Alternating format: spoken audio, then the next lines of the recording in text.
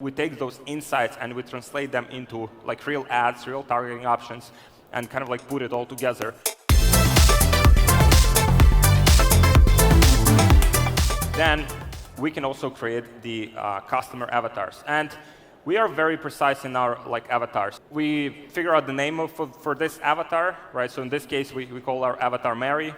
We give her age, gender, kind of family situation, her goals and values, right? So her goals would be walking 2-3 hours a day, or to have shoes. For example, she has a medical condition called neuropathy, and she wants to have shoes that would allow her to walk her without any issues.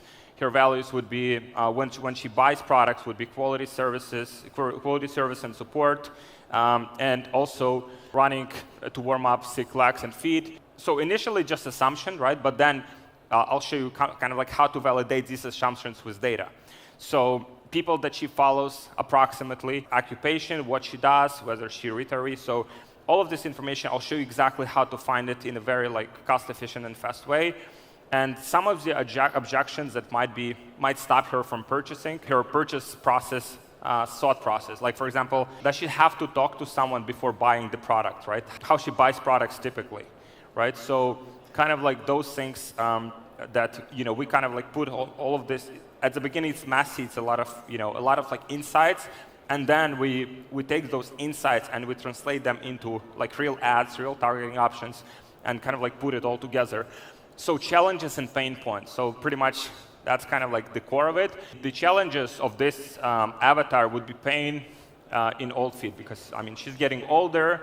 Obviously, maybe she had a sitting job her whole life, so she has a pain. She likes long-lasting shopping in malls, but she cannot necessarily do it because she has that pain. That's kind of how we analyze all of this. We kind of put it together, put all of these assumptions together. This is the easiest way that you can just gather all of this data and kind of put it together.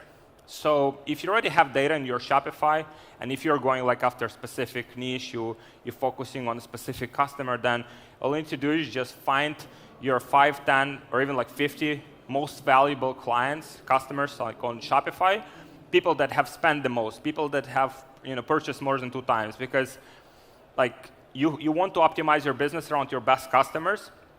And then you would go to their Facebook page, and you would check what they post, right? And if you don't have database of customers, right, all you need to do is very simple hack. You can just go to your competitor's business page and see what people have commented on their ads. I just purchased this, cannot wait, and just go and research those people.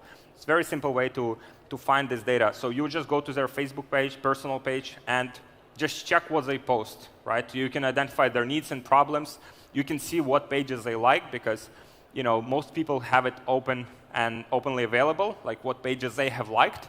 And you can gather all of this information pretty much within 30 minutes. And this information will give you a lot of insights for targeting options. This information will give you a lot of insights about their psychological profile, whether maybe these people are conservative, or they're very political, or they're very religious. So all of those things will give you a great base for your advertising and for creating